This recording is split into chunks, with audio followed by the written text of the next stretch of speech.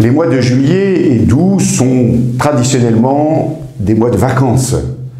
C'est l'occasion pour beaucoup de quitter leur vie habituelle et de prendre, par une coupure, un peu de repos. Autant vivre ces moments de repos d'une manière intelligente. Il n'y a pas que le repos physique, il y a aussi le repos moral, mais le repos intellectuel et le repos spirituel. Les vacances sont donc l'occasion de vivre autrement, peut-être parfois même plus intensément, les relations que nous avons avec notre entourage. Nous aimons aller rencontrer des gens de notre famille ou des voisins qui nous ont quittés, que nous voulons revoir parce qu'ils sont à l'autre bout de la France, ou des amis. Et nous pouvons aussi en profiter pour intensifier notre relation avec le Seigneur.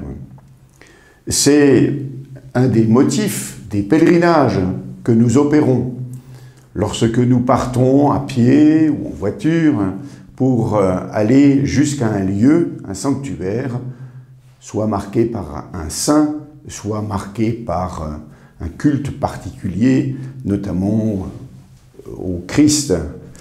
Et à travers ce pèlerinage, nous signifions que notre vie est orientée vers Dieu. Vous le savez, les deux grands pèlerinages diocésains de La Salette et de Lourdes, en raison de l'épidémie, ont été annulés. C'est avec tristesse que nous nous sommes résolus à cette annulation, mais nous l'avons remplacée. Nous venons de vivre à Villars-Saint-Marcellin un temps fort de pèlerinage à Notre-Dame de la Salette. Nous allons vivre le 25 juillet prochain un autre temps fort dans le cadre du pèlerinage de Lourdes. Ce sera Lourdes en Haute-Marne.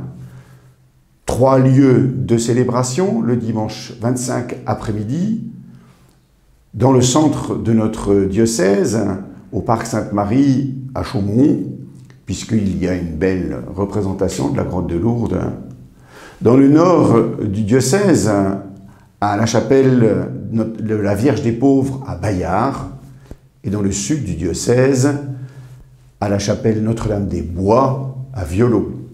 Voilà 3 lieux où nous pourrons, d'une manière ponctuelle, mais en le vivant intensément, vivre ce temps fort du pèlerinage.